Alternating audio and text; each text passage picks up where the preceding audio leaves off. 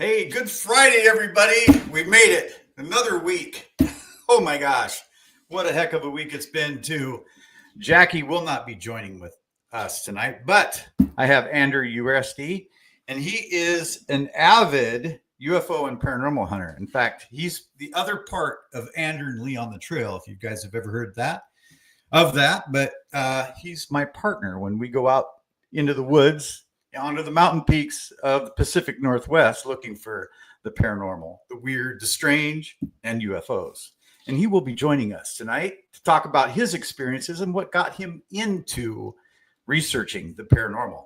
Anyway, what I'm going to do right now is I'm going to welcome you all. Kitty Cat Whack, nice to see you back. Appreciate that. Race fan, first wrench in. Love it. Tom the Mothman, he's here too. Search and Destroy. We got Paul Holland in the house. We got Scotty's Life. We've got Deb from SAC. Nice of you to join us. Let's see who else we got. We got Lulabelle in the house as well. Very good, very good. I hope you guys are enjoying your Friday so far. Brown Dwarf is in. Who else we got? We got Andy Codewell. Welcome. Paul Holland. Lars Johnson. I think that's Swedish. Is that a Swedish thing? Because I'm a Swede. I'm a big time Swede right here. All right. Scotty B. Catherine Jones. Polly. Let's see who else we got. Search and Destroy. Very nice. Very nice. Well, I'm going to hop in and do our intro, and then we'll get right into it with Ander Uresti.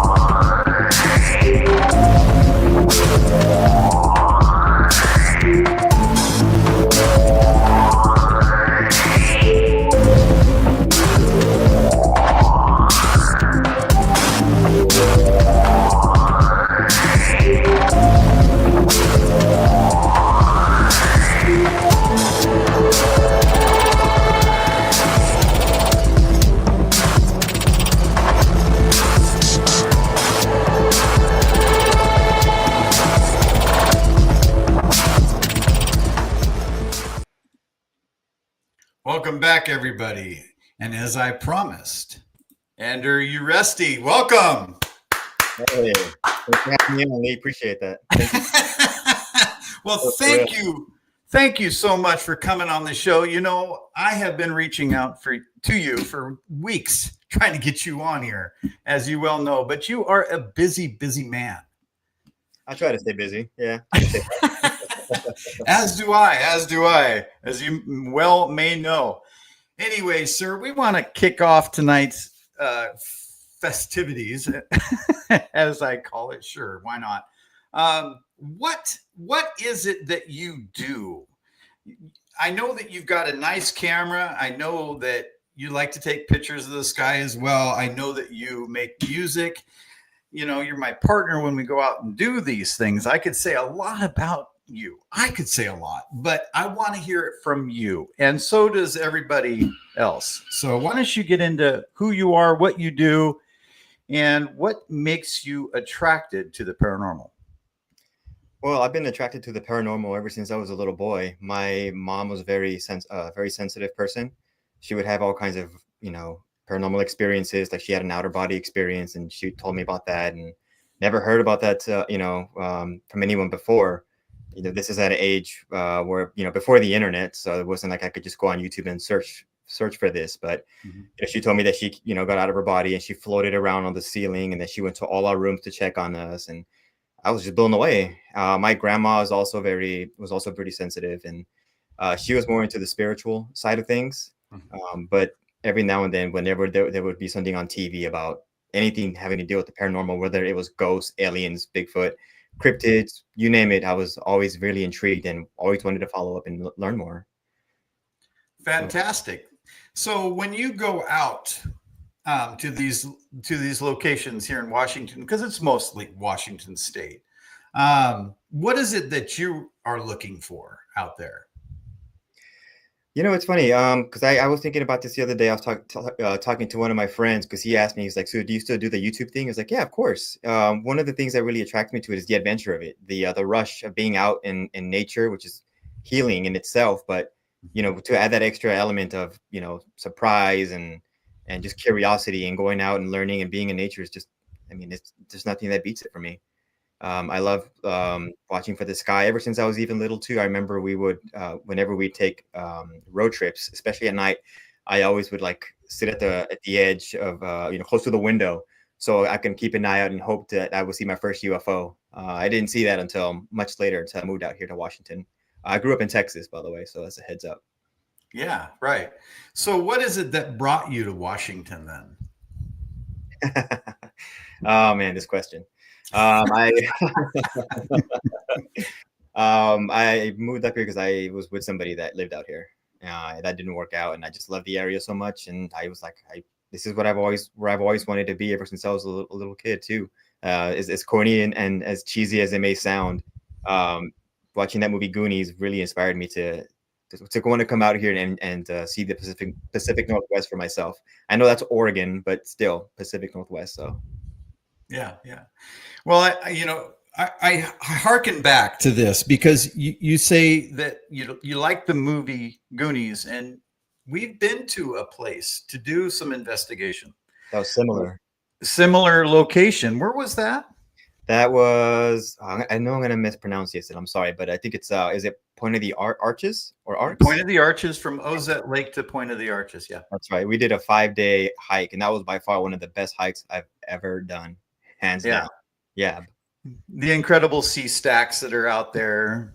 Yeah. Like, if I would have known that Lee was going to pretty much train me to go into boot camp, because that's what it felt like at some part, I think I would have had a better chance if I was a little more prepared back then. But it was amazing. It was fun. Like there was certain parts where we had to like climb up ropes to get around like the water because of the the tides and so forth. Mm-hmm. So I there's pictures. We have pictures of that. And I remember just thinking, this is amazing. I have this huge 50-pound backpack on my back, and here I am climbing up a little like rope thing to get up around the water. But it was fun though, And I remember you told me too, you like bring some water shoes. I was like, why do I need water shoes? We had to cross a little river to hold our backpack up. I swear it was like I was like going through boot camp and I didn't know it. Yeah, well, I had to train you up well, and you're did. You're an amazing researcher now. Anyway, so you said something earlier that I want people to hear, and I want you to discuss it. And that's when you first saw your first UFO. Where was that? Well, that was at ECETI, and that was back on August 28th of 2013. I joined SUFON, which is the Seattle UFO Network.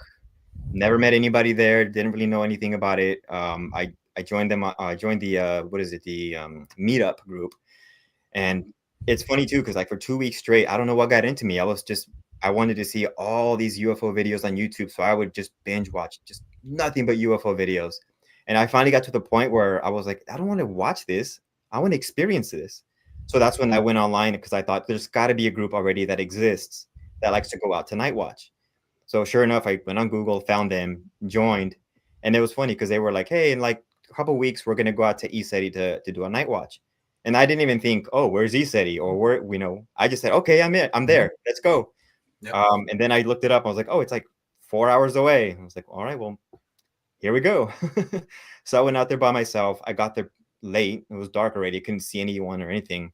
And I just remember being just super excited. I got out and finally met some people and just great vibes. What a beautiful place. And within like 5 minutes of me getting there, parking, I didn't even put a coat on. I didn't even take my tent out. I looked up and there it was, my first UFO.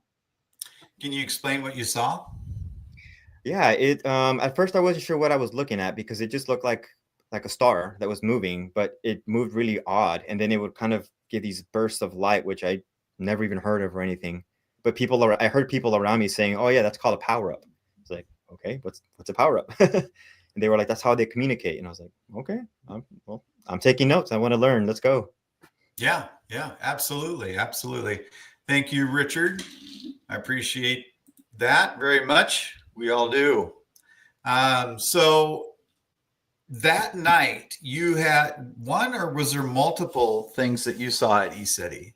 Oh, there was multiple, easily. In fact, it was kind of interesting because I think I got there maybe around 10 p.m. and by 11, people were kind of already tired and going to their tents. And I remember just thinking to myself, there's like people from other parts of the world, like or the planet flying above you, and you're gonna go to bed.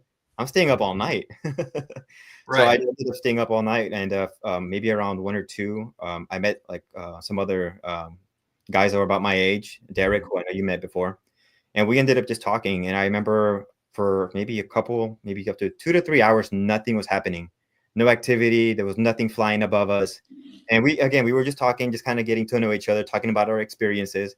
And out of nowhere, like I remember being on my left side, like the entire the entire sky just lit up. Like half of the sky lit up. And we were like, what was that? And when we looked in the area where the flash came from, you could Yeah. see like a little like a ball of light that was just there hovering. And I was like, okay, it's probably just a star. And then it did another blast, but it wasn't as intense as the previous one. So my buddy and I were Derek, my buddy now, but we were like, hey, what happens if we flash it with a flashlight? And I had a really, really intense flashlight. So I flashed it once, and within like 2 seconds it flashed back. And of course we were like, oh my God, what's going on? But then of course, I was like, wait, we're getting ahead of ourselves. We're getting a little too excited. And I thought, well, what if we did like 3 blasts, like with like second, like within a second interval, like, like, so blast, wait, blast, wait, blast, wait. And I kid you not, like within a couple of seconds, it blasted back 3 times in the same pattern. And I remember I almost fell out of my chair. That was one of the Wow. most amazing experiences I've ever had. Wow. Wow. That's pretty darn cool. Were you doing any type of CE5? Was that kind of thing going on there when you were there? I didn't even know what that was. Like, I mean, I know who Stephen Greer was, but Yeah. I don't even think at that time. I mean, I don't know, honestly, since I don't really follow. I just kind of do my own thing and do my, I research. I watch certain people, but yeah, I definitely didn't know about it. Wasn't attempting that. I was just curious. Right. Just being away, just kind of like, hey, what happens if? Right. Do you feel like somehow you were called to this location to go there and experience this phenomenon, or um I'm trying to figure out, some people say they're called, right, to do this sort of thing, and to experience this sort of stuff, and maybe even, expose this stuff to the masses, to other people, so that they have an interest, and so that they'll go out and do it themselves. I'm just trying to get a feeling for you. Do you feel like you were called into this? You know, I kind of it sounds cheesy, but yeah, I kind of do because I out of nowhere I just got this urge to want to look up UFO videos, and I've always been into them, but Mhm. I found it really interesting that out of nowhere I was just like, okay, I want to watch as many as I can, find, even though I knew maybe half or more were fake, but still the fact that it was stimulating my brain to want to learn more and just kind of put myself out there. Um, Mhm. yeah, because I don't know, that going out there, meeting everybody, and I mean, look where we are now. Now we have Ander and Lee. So I Right. do feel like there definitely was a reason for it. Yeah. There seems to be an impetus, or a starting point for all of this type of stuff with people. And there's a lot of people that say, darn it, I have never seen anything. And I go out all the time and I look and I look and I look.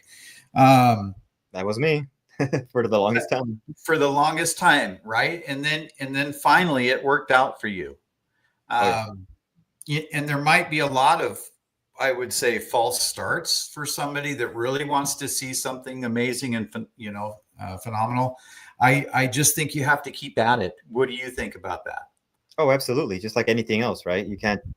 Yeah, you got to really put in the time and the effort and the work. Otherwise, I mean, to say that something's gonna happen just once on that one time is, I mean, the odds of that are really low. So, Yeah, yeah, yeah. It does take a long time. Do you think the area where you were at ECETI had anything to do with it? I can't say for sure, but I feel it does. I've heard all the legends about it being like a place where the ley lines go by, where there's like energy lines or the earth that resonate or are in this area. Hmm. I've also heard about the indigenous people of this area too, how they held they have this high respect for Mount Adams. Yeah, yeah. I agree with you.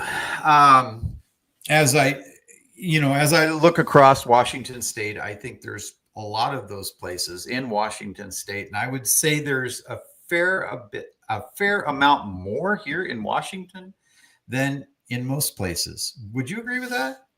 Sure feels that way. Yeah, I Abs- mean, we've been to a couple other places around, and definitely haven't got the kind of activity that we've seen around Mount Adams or Mount Baker. Right.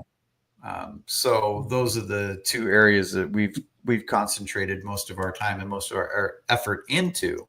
Hmm. Do you feel that one or the other is more paranormal than the other? Well, I will say this: I do feel like I've had more experiences at Mount Adams versus Mount Baker, but that's just my own experience. Yeah, yeah. Um, Now, when you went to ECETI Ranch, was there people from all over the world there? I mean, what kind of atmosphere there? What did you experience as far as that goes? That's actually funny that you mentioned that.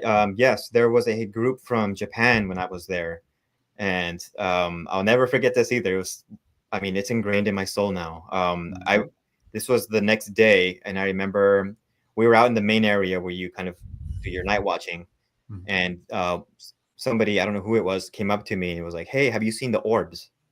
And of course, I'm thinking, the what? Orbs? And of course, I'm thinking like, what are orbs? I felt even embarrassed to even ask, what is an orb? I was thinking it was like a craft or in the tic tac shape or something. I wasn't sure. I was like, I don't know. And I finally just said whatever. I was like, I don't know what that is. Please tell me what that is. I'm curious. I want to know. And they told me that yeah, it's spirits basically that are like in a little shape of a ball, and they're like just energy, right? I guess is how you can conscious energy, I guess is what you would call Mhm. it. Mhm. I was like, I would love to see this, yes. And this person, she had like these third generation night vision goggles that James Gilliland owns, who's the owner of ESETI. He was Mhm. doing his rounds and letting people borrow these. And she said, all right, so put them on and then just look on the field and tell me if you see anything. I was like, okay. So put them on and I'm looking. I don't see anything. And I swear it's like 10 seconds go by. And I was like, yeah, I don't really see anything. And then um, she's like, okay, well, hold on. And then she was like, hey, and she walked over to the group of people from Japan. And she's like, all right, could you guys start singing and dancing again? I was like, okay. Just totally just like, what's going on? And then they were like, okay, so the orbs, they like a good energy and, that kind of stimulates them. I was like, oh, okay, Yeah. cool. So let's see what comes out of this. And sure enough, once they started singing and dancing, when I was looking through the goggles, I saw maybe about 50 feet away from me to the left what looked like a two-dimensional like ball that was glowing, but it wasn't glowing outwards. It was just like the light was concentrated in one area. So Yeah. imagine if you have a flashlight and you're flashing it on the wall, you see kind of maybe some light, I guess you can say, bleed out, where it kind of like expands out. But Right. it wasn't like that. And the other thing that really caught my attention was when it was moving, it didn't move with the wind. It was very windy.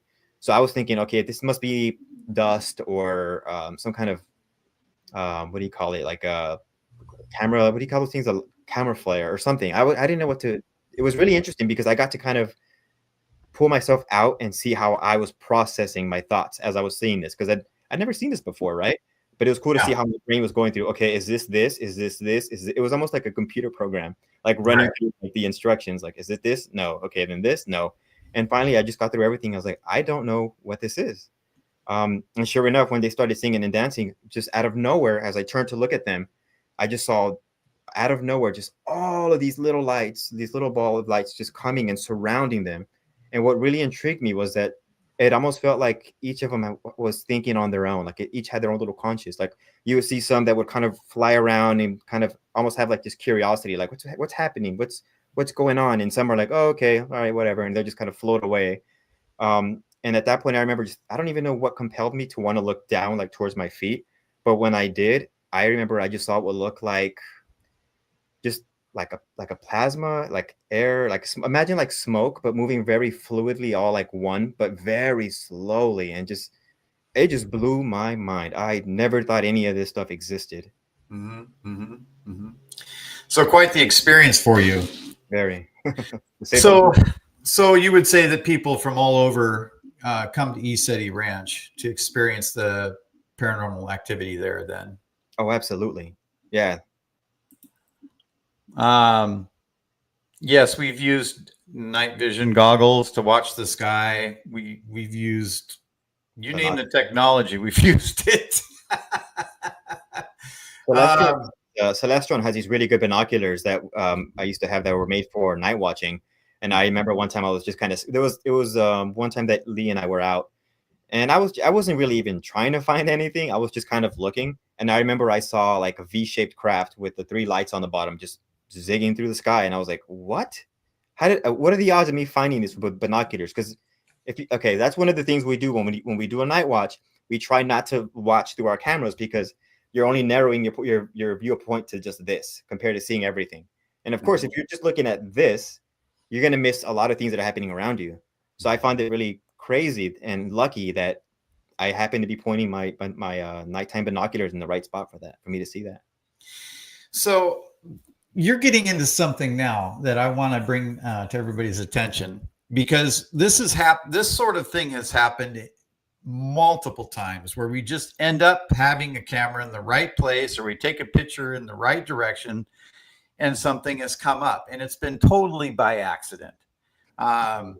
It's happened multiple times. I'm wondering if there's something going on there, some sort of communication that we're not outwardly picking up on, that's more subconscious, that allows us to accidentally, on purpose, capture these things. You know what I mean? Does that make sense? Yeah, of course. Yeah, I know what you mean. Almost like I always call it just being the observer, right?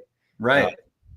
I forgot what it was called, but I remember there was like, as far as like in physics, it was a thing where like if somebody was observing something, that it would start to react. I'm sorry, I don't remember what it was, but it like the double slit experiment and that sort of thing. Yeah, there you go. Mm-hmm, mm-hmm. So yeah, the Schrodinger's cat or whatever, that sort of on that line of thinking. Yeah, definitely. I agree. It just happens at the most bizarre time that you are able to capture something on camera that would be, I mean, you're looking at the whole night sky and you just pick one spot or whatever, and that's where the thing is. And for, a couple seconds, and then it's out of there, and you didn't even notice that it was there until you go to look at the raw data later. So that's, it's so true. So what else here? We got, what's this one? Yeah, Lee. Put it together anytime we get a wonderful videos. Yes, lots of strangeness. That's for darn sure. We get it. Um,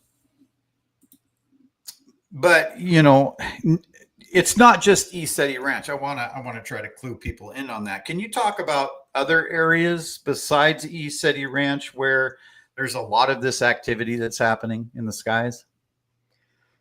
I mean, I figure if there's any place you can go where there's no light pollution, you probably have a good chance. Even being in the city, of course, there's tons of videos of this stuff. So yeah, it's not just ESETI, but for me, that was like my gateway to the whole thing, to actually seeing and believing and just knowing there's more stuff out there. I mean, that story that I told you, that was only my first trip. My second trip was probably even crazier than my first. And it was interesting too, because I had a friend of mine who didn't believe me.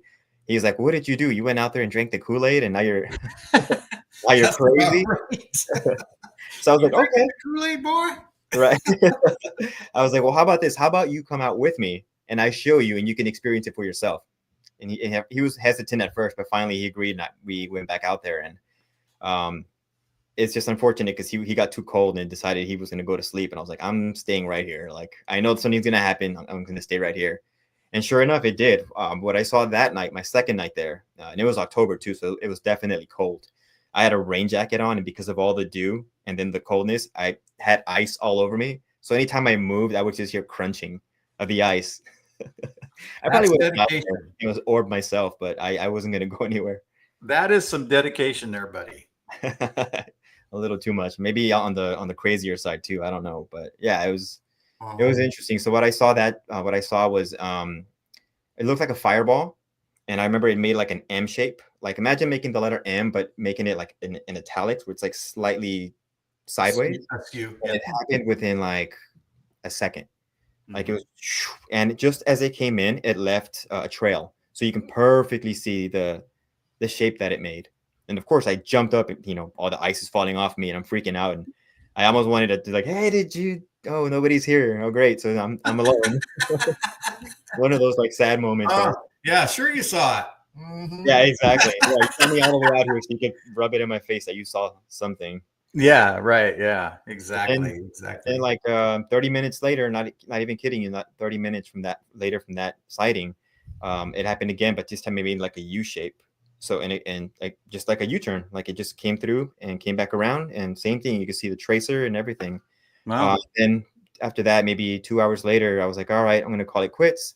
I was gonna go back to my tent, and then I saw, well, I mean, the biggest fireball I ever seen. So imagine like making a fist, putting it out, and you just see this like fireball just coming slowly down, and about to come hit like towards the earth.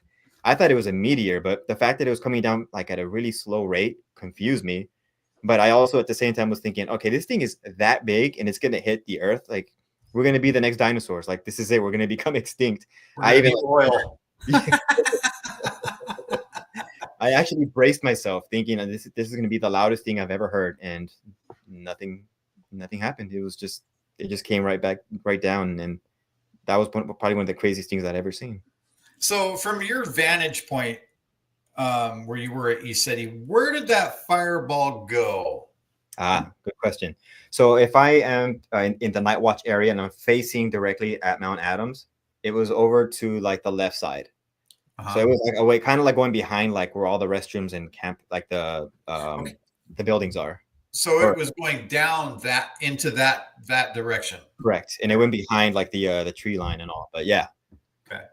All right. I'm just trying to think here if if it was going like towards Mount Adams, because we've seen a lot of things go towards the yeah, mountain right, and things go away from the mountain. right. So I was just trying to Oh, get I got that. you. Get your Yeah, yeah. yeah. Thank you very much, Deb from SAC. Appreciate that very much.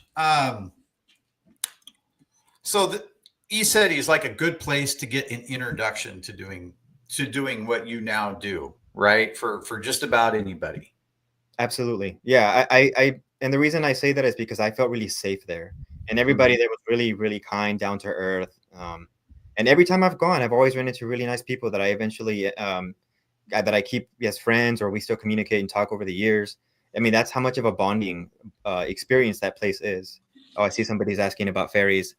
You know what? I didn't, unfortunately. I would love to though. That would be awesome. Yeah, to see fairies. Yeah.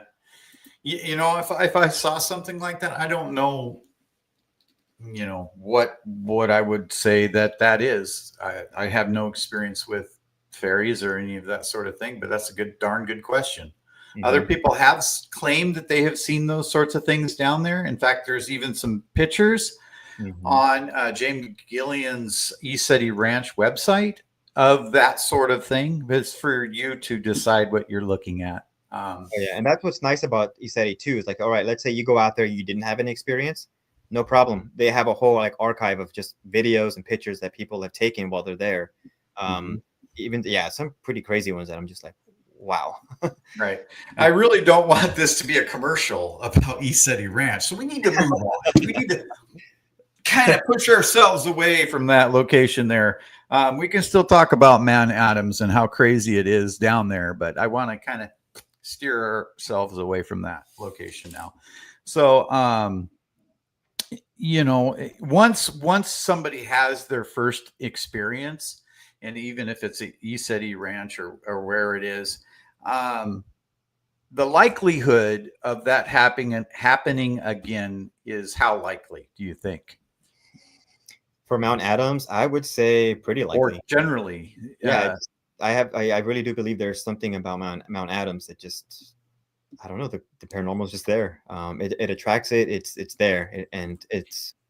I mean, every time we've gone out, we've at least seen at least one thing that's been pretty unusual. right? Yeah, we definitely have. But my question is basically, once you've been exposed to the paranormal, are you more likely to have paranormal experiences again? Do you think? For me, I would say yes. Because after I left EastSeti, I know, sorry, we're leaving the commercial. I get that, but it's kind of it's tied into your question. So after I left, I remember I got back to my house, and it was almost like I had this awakening to something this other world I never knew existed. I remember just being super happy, and I just wanted to connect with more people. And in fact, it was also an instance I remember when I went to like the grocery store, and I remember just being just, I mean, the energy, the love, everything was still just in like it's stayed with me for a long time, and just being out and seeing people and just seeing like almost like their energy levels, like I guess you would say it's almost like their aura, right? You would see people who were down, you could just see and feel it. So you start noticing little things like that. And I'm a very empathic person, and no, that doesn't mean I can read minds. I mean it like as in like empathy, like caring for others and putting Mhm. yourself in their shoes. So I feel like that for me got really enhanced. But as far as like the paranormal itself, so I remember I was at home and I was playing some music because I used to be a DJ, and I was playing some music in my room. And I remember I looked up, and in the corner of my room, there were like 10 or 12 orbs, and they were all green, which I was like, that's interesting. And I remember I even gasped because I was like, like, what? They're here? And I remember they were just like, uh oh, he saw us. And they all like kind of just like scattered like roaches. I mean, I won't call them roaches, but that's the first thing that popped in my mind. They were like, "Oh, he can see us," and they just like split up. And I was like, "Why am I seeing this here in my house?" Okay, so first of all, once a DJ, always a DJ. By the way, Mister. The other thing is it sounds like somehow that experience that you had down there kind of opened you up in a way. It changed you in a way. It Definitely. made you look into places that maybe you haven't looked before, had sensations, or in some way it enhanced you. Would you concur with that? Definitely. And there was an example of that popped in my head immediately. There was one night I remember I was what was I doing? I was watching YouTube. I was watching a bunch of videos on oh my gosh, I forgot the philosopher's name. He's one of my favorites. If the name comes up, Alan. Alan Watts. Alan Alan. Watts. And I Mhm. was really vibing with and resonating with that video. And I remember out of nowhere, I started feeling almost like a wave, like a sine wave kind of feel like on the top of my head. And I could feel it. It almost felt like it was like kind of like massaging me. And it started kind of to, oh God, it's so weird to explain because it's, if you never experience this, it's hard to explain. And I hate saying that because it sounds so cliche, but I just remember feeling like, okay, if you let go at this moment, like you will kind of like fade out. Like if something wanted me to come kind of almost like just give into this energy. I don't know what else to call it. And I was just so freaked out because I'd never experienced that. And I was like, I'm not ready for that yet. So I kind of backed away. I was like, no, no, no, no, no. And I was so scared. I felt like a little 5-year-old, like just jumping on his bed for security.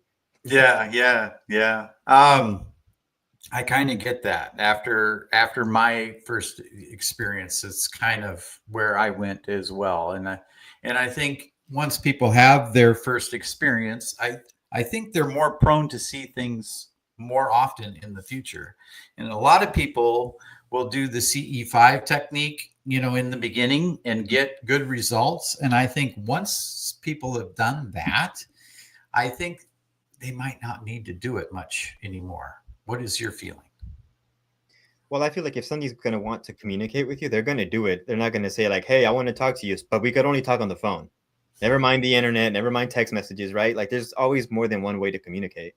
Oh yeah. Oh, definitely. Oh, definitely. I totally agree with you. I totally agree with you. But I think there's a point where somebody needs to open the door and say, you know what? I want this in my life. I want to experience some strange crap in my life. And so what we're talking about is opening the door and then, having those experiences from then on, which sometimes can be terrifying, Absolutely. right? Yeah, if you don't know, I mean that's what fear is, right? The fear is the be not knowing. So, and what's more unknowing than the paranormal? Right, right. So what I want to get into is now that you've opened the door to this stuff in your life, has there been times now where you've been absolutely terrified of it? Oh, of course, absolutely. Because Hmm. I mean, I come from this mindset of I know I don't know everything. Right. Uh, so, and with that, because of that, I have a lot of respect for it too. Hmm. Hmm. Yeah, that's a good thing is to have that respect for it. I know that you talk a lot about when we go out to do investigations is having respect. Always. We always talk about, you always talk about that, and I think that's a very positive, gracious thing that you do when you do go out to do investigations, and I want you to talk more on that if you can. Well, I think that's both of us, honestly. I mean, I that's if you watch our videos on YouTube, I always feel like you're also.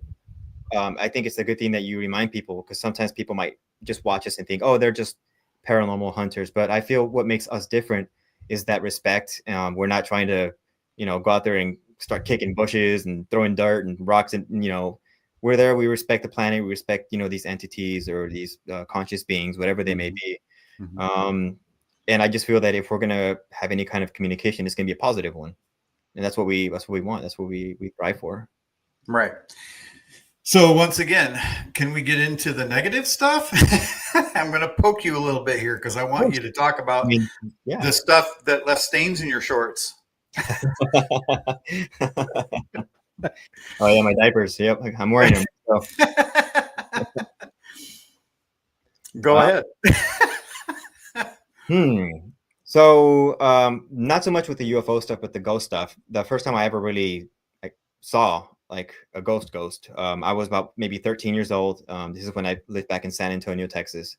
I was in my room. I was drawing. Because I used to do a lot of drawing back then, and I remember I was listening to the radio at the time, and I remember I saw something out of my peripheral.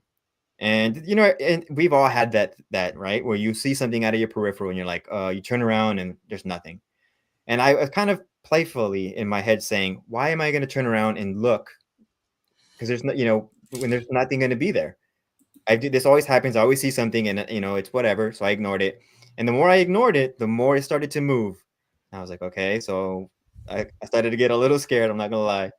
And finally, I was like, all right, fine, whatever. So I remember I was it's funny because I even was frustrated and kind of threw my pencil down. It was like just being a teenager, what like turned around and I saw what looked like the figure of a person, like it was like a shadow person.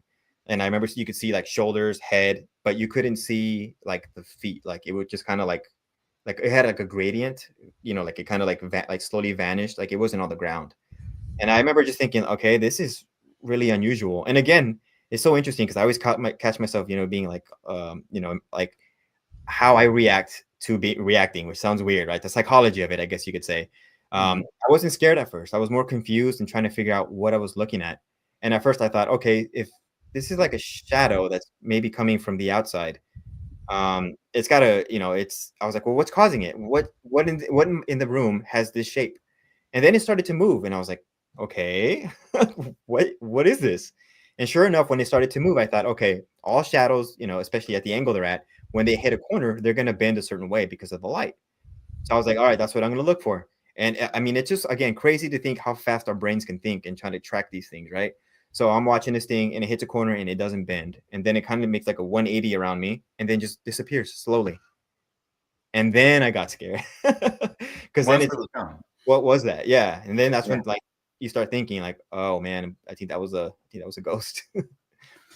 Right. And my mom had a lot of crazy experiences in the house that we grew up in.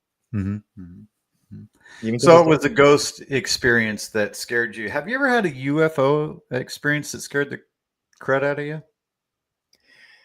I would say pretty much every time I see something that's really close or down, and that immediately just kind of sparks like a, like playfully I call it the spidey senses. When you notice that something's not right, I do get a little chill. But I've never really been full on scared. Only because it's been pretty far away. Right. I don't know if I would be as brave as Travis Walton or anything, but oh yeah, oh cool. Holy cow, right? But I'm crazy and curious enough that maybe depending. Well, that's what I like to hear. I want to know that you're not going to run. So I'm going to kind of bring this back since you were talking about a ghost that scared you.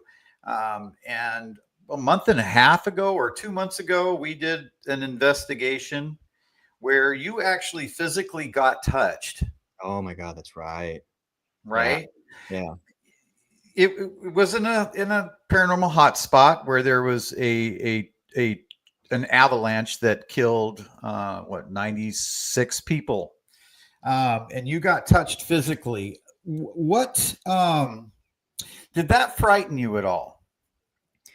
No, not there. No, not there. No, but it definitely took me by surprise for sure. I even remember kind of like doing one of these like crazy movements where I'm like, what did something just fall on me? Or because at first I thought one of you guys pulled my shirt, but you guys were in front of me, so there was no way that it was one of you guys. But that was pretty cool.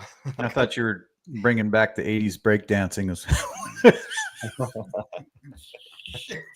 Doing all that, and I was like, okay, what's going on there? Well, at first I was like, I must have a bug on me. Of course, you always think the most natural things, right? Right. But yeah, and there was nothing there, and yeah, that place was really, really interesting. What really got to me was seeing all the scrap metal that was still left behind. The wreckage. The wreckage. Oh my God. That they didn't haul out. Yeah. And so we're talking about an avalanche that happened up by Stevens Pass here in Washington State.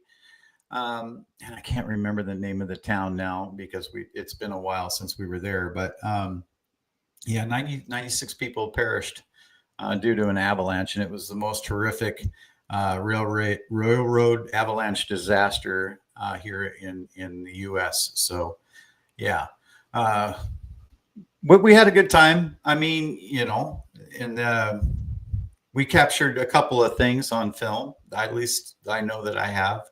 Other than that, that was one experience. But I want to know. I'm trying to crack this nut here, bud. Ander, I want to know if you've had any UFO experiences that scared the pants off of you. Not UFO, Bigfoot for sure. Bigfoot for sure. So we've gone from UFOs to ghosts, and now we're going into Bigfoot. So you're running the gamut here, aren't you? Oh yeah. That's why I love what we do, because you never know what we're going to encounter or run into. Okay. So since, this is the first time you've been on here, why don't you go ahead and tell us a story about a Bigfoot encounter that scared the pants off of you? Well, the first one that comes to mind, I can't say for sure it was Bigfoot, but just based on the characteristics, I feel that's the closest thing. And that Mm. was the first time that we filmed for Ander and Lee. I do want to say, of course, when we first started, we didn't really know what we were doing.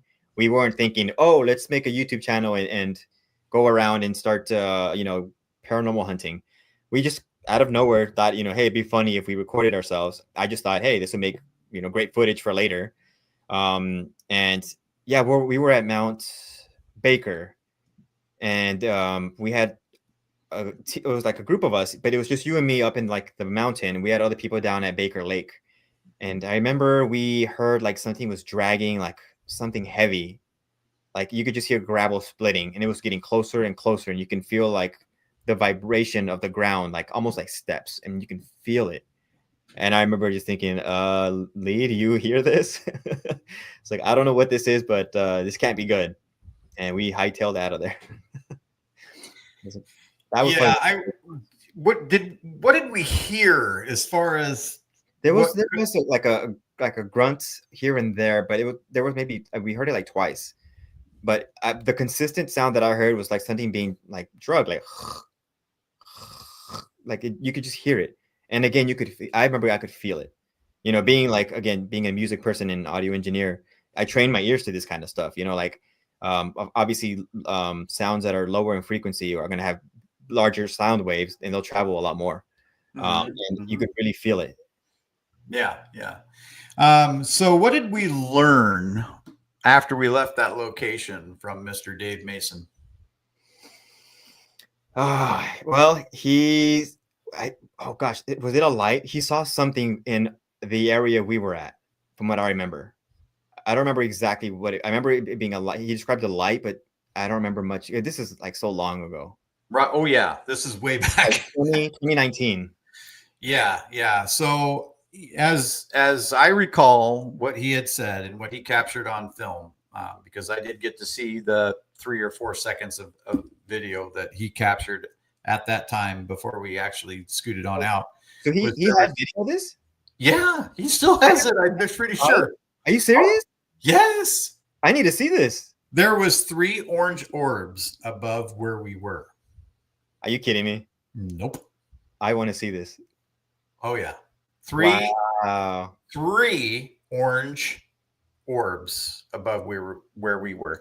Now, I don't know what the heck that is. When we are hearing something and we know that something's in front of us, but we're not seeing what's going on above us. Even if we did look, would we have seen it? I have no idea. I don't know what kind of box to put this in. You know what I mean? It just sounds too out of the ordinary, where you've got multiple different phenomena going on at the same time. It's I'm unable to put it in a box, and you know how I am, and I know how you are, and we're very science based, and we have to check our boxes, and we have to know what the heck, you know what I mean, as far as what we can tell, so that we can bring that information forward when we do our videos, right? But that I have no explanation for, and I can't put it in a box. Right, because it just varies so much that it's not leaning towards just one thing. No, it's not. So it could be, I mean, if you stretch your mind out and expand a little bit, and maybe think, well, whatever this was in the sky was making that noise to get us to get in our vehicle and leave with all of our gear just thrown in the back of the truck. Seriously. I mean, that's a possibility. I have no idea. But that's the kind of thing, that we dealt with in that occasion. And there was one other Bigfoot incident that happened when we were both together that was quite frightening. And I've talked about this on the show before, but nobody has heard it from your perspective. And I want to get your perspective on that. So I'm assuming you're talking about when we filmed episode 3. We were doing a hike, and we had my GoPro died, and all our time was off. Not that one? No, that was something else. That could have been infrasound, but I'm talking about Takalak Lake at night, Oh, walking around right, the lake. right. Yeah. Oh my God. Talk about walking into like you know, when people talk about like you walk into like thick air or whatever you want to call it, that's what Mhm. that was like to me. It was almost like we hit this wall of like, hey, warning, like don't come in here. That's how like to me that's kind of like the vibe I got when we were, because what happened was we were at Taklak Lake, which is a beautiful lake, by the way. It's right in front of Mount Adams. It almost looks like a painting. It's like, and it looks like you can throw a rock and hit Mount Adams. That's how close it is. Such a beautiful and serene place. If you haven't been there, I highly recommend it. Anyone who's Mhm. listening, I highly recommend this place. But yeah, Lee and I, of course, Lee and I love taking night hikes. More so in larger groups of people, just in case. But this time it was just the two of us, and you know, of course, that was my crazy idea. I was like, "Hey, how nice would it be to go in the woods at night?" Which sounds crazy now that I'm saying out loud right now, many years later. But when you're there in the moment, that was so like, you know, it just kind of fueled me. I was like, let's just go see what happens. And we didn't get too far because I'm telling you, once we hit that wall, it was all right. And it was funny because we stopped almost at the same time. We looked at each other like, maybe this isn't a good idea. Mhm. And I never Yeah. had that happen before. That to me, that one really stood out to me. As I recall it, we were walking on the trail and we started walking slower and slower and slower until we both Right. stopped and said, we cannot go any further. But I don't want to put words in your mouth on this because, you know, you're going to experience things a little bit differently than I would. Yeah. Yeah. Yeah. Yeah. I mean, but that's how I would describe it. I just remember feeling like there was definitely something there watching us. I mean, Right. that was to me what that wall was. It was like, hey, we see you. Do not come in here. Mm-hmm. Yeah. Okay. So let's go back to UFOs for a minute. Um, Outside of East City Ranch, because we're not doing a commercial here. Um, what was one of the greatest sightings you've had? Oh man. I would have to say it was during our first episode, it was the one where we were there together and we saw that one that was super low and did the flash, and we caught it on 2 cameras. And I remember you were just like, you were losing it. I love it. I love watching that video because I mean, it's so authentic. Just how Uh-huh. excited we both were. I was almost at a loss for words. And yeah, I just remember you were talking to it. You're saying, hey, can you flash? Can you flash?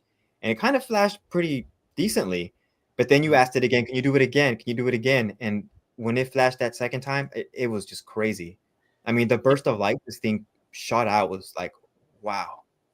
Mm-hmm. Yeah, and the fact Mm-hmm. that we caught it on two different cameras, and you can see it on our YouTube if y'all are curious. We have it as part of one of our short videos under shorts.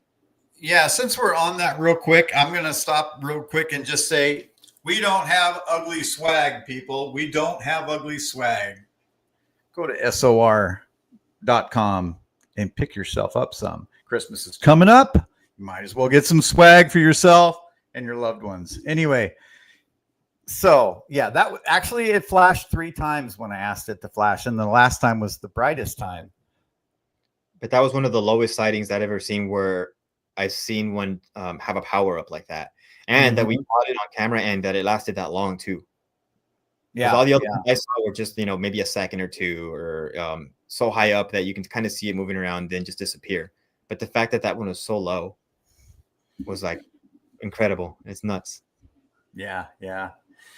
Well, you know, where can people go to watch these videos and the episodes and the show that we produced? Or actually, I'm going to say you produced.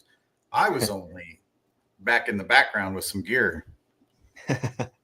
Yeah, if you go to YouTube and just search Ander and Lee, we have all our videos up there. We still have some in the that are coming down the pipeline. I'm just about to finish our Devil's Tower episode, which I'm very excited and proud of. That was the first time we'd ever gone out of state to do a night watch, and of all places, Devil's Tower. I mean, come on. Yeah. That How was could such you an not do that? Right. right. It was Absolutely. That's awesome. the mega of like UFO sightings. And we live broadcasted that. Like we do a lot of our stuff. We can live broadcast. But I remember Dave Scott getting on the show and say, what did he say? He said, Team Stump. He called us Team Stump because of the Devil's Tower. That was so funny.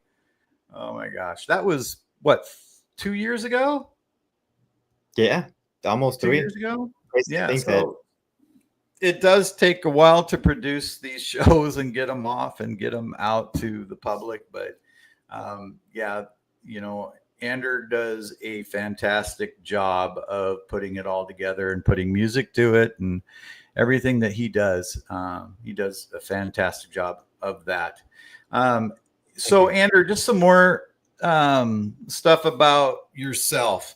So, you say you don't DJ anymore, but you used to do a lot of DJing.